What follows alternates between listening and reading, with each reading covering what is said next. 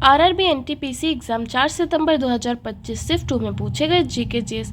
So first question है, Durgapur steel plant किस नदी पर स्थित है? तो सिर्फ दुर्गापुर स्टील प्लांट ही नहीं, बोकारो स्टील प्लांट और भिलाई स्टील प्लांट जो कि राउरकेला में है, ये तीनों ही स्टील प्लांट दामोदर नदी पर स्थित है। नेक्स्ट क्वेश्चन है, दिल्ली के मुख्यमंत्री कौन है और वे किस विधानसभा क्षेत्र से है? तो दिल्ली के मुख्यमंत्री है रेखा गुप्ता और वो शालीमार बाग विधानसभा क्षेत्र से संबंधित है। नेक्स्ट क्वेश्चन है, भारतीय संविधान का 104वां संविधान संशोधन अधिनियम 2019 के अंतर्गत किस प्रावधान को बढ़ाया गया है?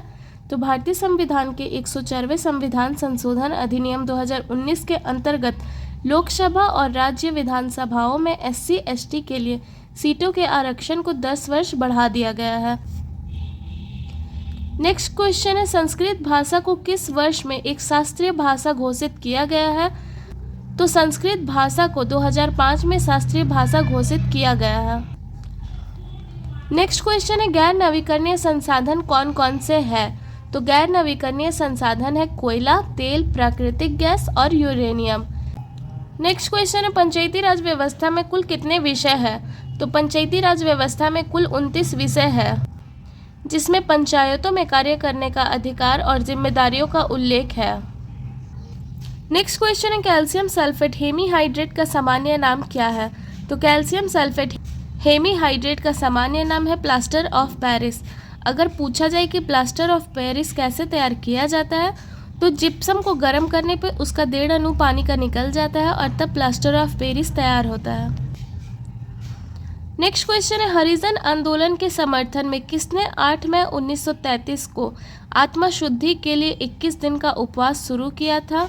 तो हरिजन आंदोलन के समर्थन में महात्मा गांधी जी ने 8 मई 1933 को आत्मा शुद्धि के लिए 21 दिन का उपवास शुरू किया था।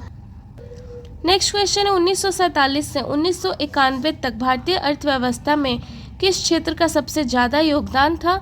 तो 1947 से 1991 तक भारतीय अर्थव्यवस्था में सबसे ज़्यादा योगदान कृषि क्षेत्र का था और ये बार बार रिपीट किया जाने वाला क्वेश्चन है। नेक्स्ट क्वेश्चन, ब्रिटिश शासन के आने से भारत में किस क्षेत्र का विकास हुआ था? तो ब्रिटिश शासन के आने से भारत में बुनियादी ढांचे जैसे सड़क हो गया, रेलवे हो गया और आधुनिक शिक्षा, न्याय प्रणाली और नए उद्योगों में काफ़ी विकास हुआ। नेक्स्ट क्वेश्चन है कि किस अभिनेत्री को हॉलीवुड वॉक ऑफ फेम पर स्टार से सम्मानित किया गया? तो दीपिका पादुकोण को हॉलीवुड वॉक ऑफ फेम पर स्टार से सम्मानित किया गया। नेक्स्ट क्वेश्चन है, 17वां वेशल, 12वां रॉटरडैम और 12वें स्टॉकहोम कन्वेंशन की बैठक कहाँ आयोजित की गई थी? तो 17वां वेशल, 12वां रॉटरडैम और 12वें स्टॉकहोम कन्वेंशन की बैठक जेनेवा, स्विट्जरलैंड में 28 अप्रैल को आयोजित किया गया था।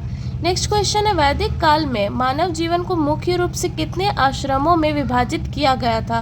तो वैदिक काल में मानव जीवन को मुख्यतः 4 आश्रमों में विभाजित किया गया था, जिसमें है ब्रह्मचार्य, दूसरा है गृहस्थ, तीसरा है वानप्रस्थ और चौथा है संन्यास।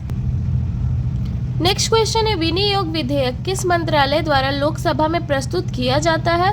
तो विनियोग विधेयक वित्त मंत्रालय के द्वारा लोकसभा में प्रस्तुत किया जाता है। नेक्स्ट क्वेश्चन पूछा गया है, रैम RAM और रोम में क्या अंतर है? तो रैम का फुल फॉर्म होता है रैंडम एक्सेस मेमोरी और ये कंप्यूटर में एक अस्थायी मेमोरी के रूप में कार्य करती है। रोम का फुल फॉर्म होता है रीड ओनली मेमोरी और ये कंप्यूटर में स्थायी मेमोरी के रूप में कार्य करती है। तो यही इसका सबसे बड़ा अंतर है और ये क्वेश्चन पहले भी रिपीट हो चुका है। नेक्स्ट क्वेश्चन है, घोड़ों को दागने और सैनिकों को नगद वेतन देने की व्यवस्था किस शासक से संबंधित है? तो घोड़ों को दागने और सैनिकों को नगद वेतन देने की व्यवस्था अलाउद्दीन खिलजी से संबंधित है। नेक्स्ट क्वेश्चन है, सूचना का अधिकार RTI के लिए लोक सूचना अधिकारी को आवेदन प्राप्त होने के कितने दिनों के भीतर जवाब देना होता है?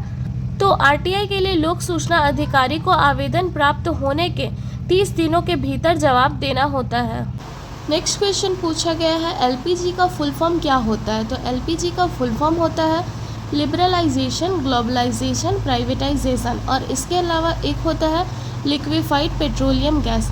ये दोनों ही फुल फॉर्म सही है, लेकिन आपके एग्ज़ाम में कौन सा पूछा गया था ये आप लोग कमेंट में ज़रूर बताइएगा। नेक्स्ट क्वेश्चन है अरीज़े ममालिक का दिल्ली सल्तनत कार्य में क्या कार्य होता है?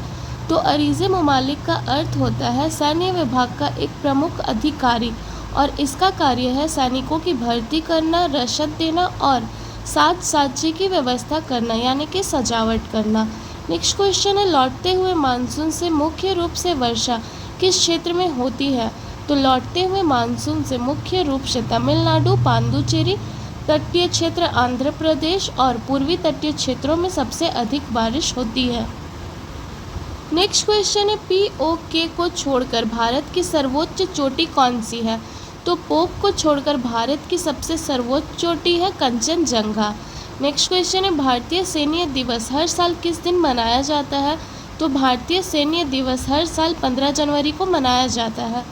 नेक्स्ट क्वेश्चन है शंभू महाराज किस नृत्य शैली से जुड़े एक प्रसिद्ध व्यक्ति थे?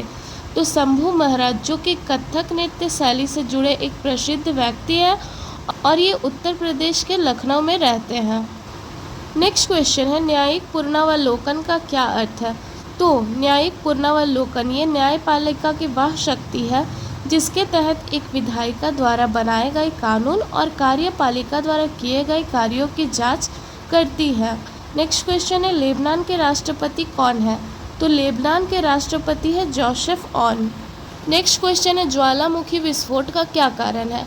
तो ज्वालामुखी विस्फोट का मुख्य कारण है टेक्टोनिक प्लेटों की गति और इसके अलावा है पृथ्वी के अंदर अत्यधिक गर्मी के कारण चट्टानें पिघलकर मैग्मा बनाती है और ये मैग्मा जब पृथ्वी के अंदर दब जाता है तो ये दबाव डालती है जिससे ज्वालामुखी में विस्फोट हो जाता है। नेक्स्ट क्वेश्चन है भारतीय राष्ट्रीय कांग्रेस के पहले अध्यक्ष कौन थे? तो भारतीय राष्ट्रीय कांग्रेस के पहले अध्यक्ष हैं व्योमेश चंद्र बैनर्जी। नेक्स्ट क्वेश्चन है वैश्वीकरण से भारत पर क्या प्रभाव पड़ा था? तो वैश्वीकरण से भारत में आर्थिक और सांस्कृतिक दोनों रूप से काफ़ी प्रभाव पड़े।